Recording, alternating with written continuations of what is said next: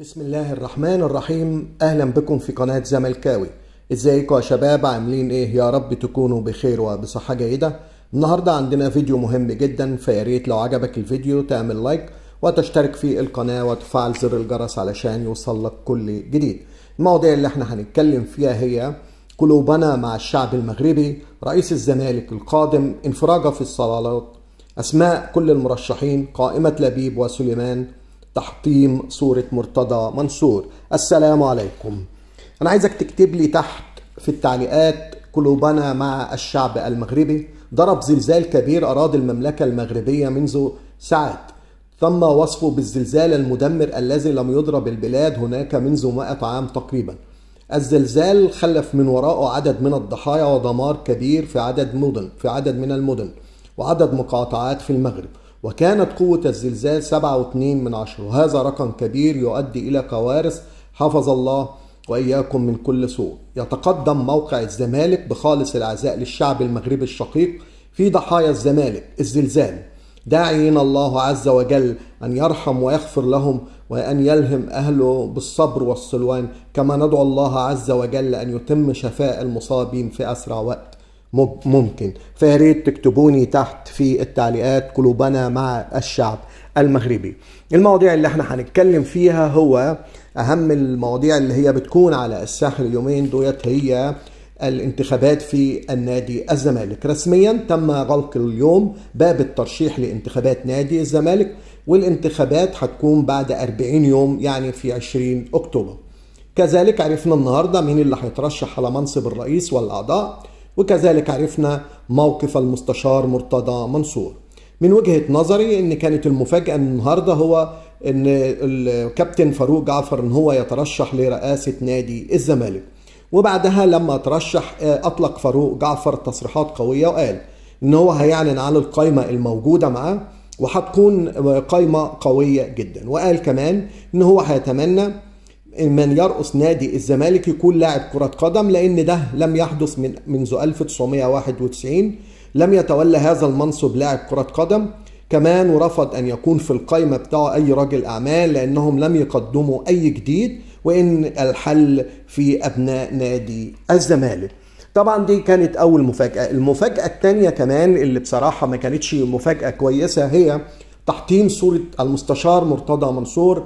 أنا ضد تحطيم أي صورة لرئيس النادي السابق مرتضى منصور، لأن هو سيبقى في لوحة شرف رؤساء نادي الزمالك وسيبقى في قائمة رؤساء نادي الزمالك، ولذلك يجب احترام القائمة بالكامل وعدم تحطيم أي صورة من قائمة الرؤساء نادي الزمالك، لأن المستشار له وعليه. عمل حاجات حلوة كتيرة لنادي الزمالك وجمهوره، وعمل حاجات سلبية في الفترة الأخيرة، ولكن أسعدنا كتير، ولكن في الفترة الأخيرة برضو أحزننا كتير. فأنا ضد تحطيم صورة المستشار ضد المرتضى منصور.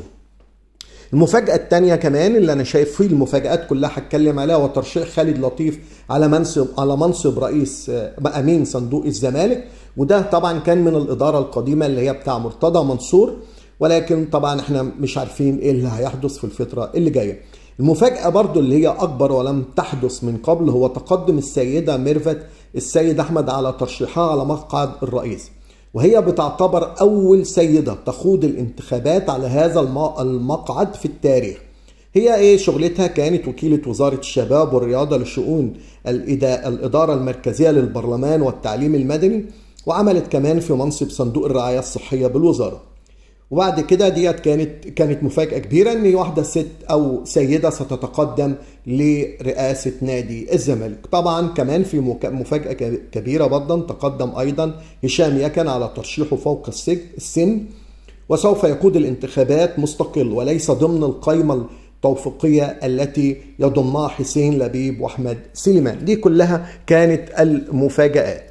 طبعا دلوقتي هنتكلم بقى عن القائمة القوية اللي هي بتاع حسين لبيب، اللي هي كانت النهاردة راحة ببنطلون اسود وقميص ابيض. كلهم كان راحهم. كان حسين لبيب هيبقى رئيس على منصب الرئيس، هشام نصر على منصب نائب الرئيس، حسام المندوع على منصب امين الصندوق، وبعدين احمد سليمان على العضوية، وهاني شكري وعمر ادهم وهاني بيرزي وحسين السيد ومحمد طارق ونيرة الأحمر وأحمد خالد، كل دولة أعضاء وأعضاء كمان تحت السن. ديت بتعتبر قائمة قوية جدا جدا جدا. ولكن أحمد سليمان بعد الترشيح كشف عن سبب القائمة الموحدة، لأن كله كان بيتساءل ليه أحمد سليمان كان دايما بيتقدم كرئيس ضد مرتضى منصور، وكان بياخد برضه أصوات كتيرة جدا لدرجة إن هو خد في مرة 20,000 صوت من الجمعية العمومية. خرج علينا أحمد سليمان بتصريحات وقال إن القائمة الواحدة من أجل نادي الزمالك ولصالح كيان النادي، وقال إن هو سعيد برد فعل جمهور نادي الزمالك عقب التوافق على قائمة واحدة، مؤكدا إن قلوب القائمة على النادي ونرغب في خدمة الكيان بالفعل، وهو ما وصل للجمهور. وبعد كده أعلن عن القائمة اللي أنا قلتها كلها. طيب لو احنا شفنا كل الكلام اللي أنا كتبته ده ولو اتكلمت فيه هشرح لك بالظبط. على منصب الرئيس هيكون في 3 مرشحين اللي هو حسين لبيب وفاروق جعفر وعمر هريدي. أنا في رأيي الشخصي إن حسين لبيب هو هيحسم الرئاسة.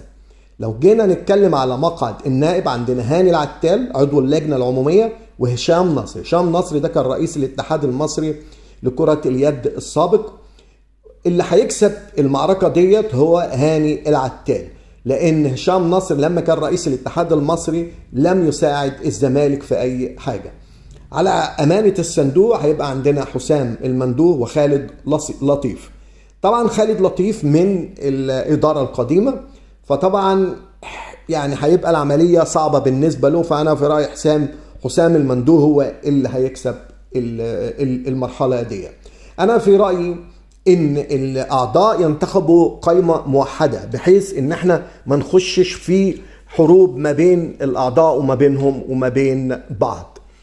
لو احنا بقى تكلمنا عن توقعات أحمد الخضري مثلا، إن أحمد الخضري توقع لمجلس الإدارة القادم، بيرى بقى الناقد الرياضي أحمد الخضري إن المجلس القادم لإدارة نادي الزمالك سيكون مجلس ائتلافي وليس مجلس من قائمة واحدة.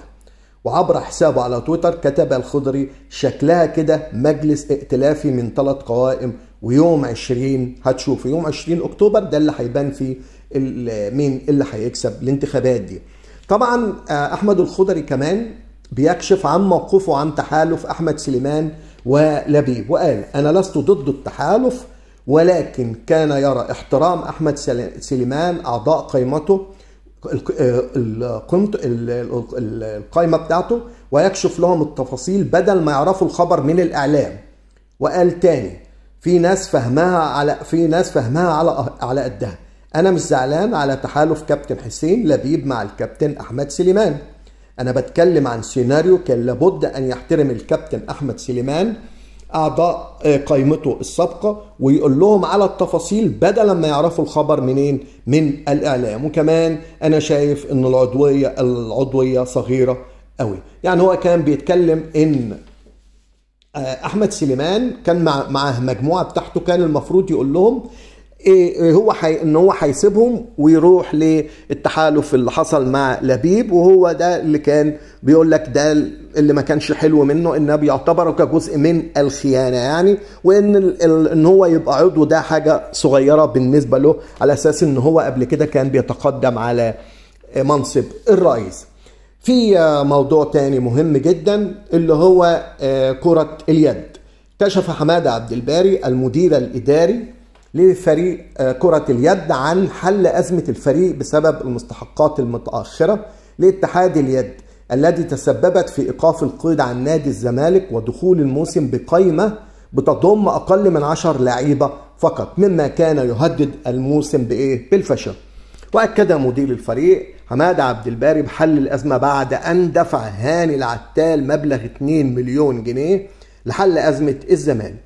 وقد قام الزمالك من قبل بدفع 2 مليون جنيه، وكذلك اليوم 2 مليون جنيه، يعني أصبحت المجموع كام؟ 4 مليون جنيه. الزمالك عليه كام؟ عليه 8 مليون جنيه. وكان هذا شرط الاتحاد لقبول رفع القيد عن فريق اليد، وبتبقى عليه 4 مليون جنيه من المستحقات. سوف يتم جدولتها، هيحصل بقى جدولة لل4 المليون جنيه للاتفاق القادم بين الطرفين. يعني هاني العتال دفع 2 مليون جنيه كانوا مهمين جدا، لان دلوقتي كانت كرة اليد فيه مشكلة جدا، وكانوا الموسم بتاعهم مهدد بالفشل، لانهم تلعبوا 3 مباريات صحيح، كسبوا اول مباراتين والمباراة الثالثة برضه كسبوها، بس كسبوها بطريقة ضربة الجزاء، يعني خدوا فيها نقطتين و3 نقط و3، يعني عندهم 8 نقط. فده بيعتبر هاني العتال في حل الأزمة بتاعة كرة اليد. ده بالنسبة، أنا جمعت لكم كل حاجة عن الانتخابات وأهم الحاجات اللي حصلت في الانتخابات اليوم. فإحنا دلوقتي لازم ننتظر بقى إيه في الفترة اللي جاية، إيه اللي هيحدث في انتخابات نادي الزمالك. وأنا أتمنى إن هما يشتغلوا مع بعض، ويا ريت الأعضاء يختاروا قائمة واحدة، لأن اختيار قائمة واحدة هتسهل العملية على عملية إن هم ياخدوا الزمالك لقدام، بحيث إن الزمالك بقى ما يخشش في مشاكل محاكم ويخشوا في مشاكل تانية خالص.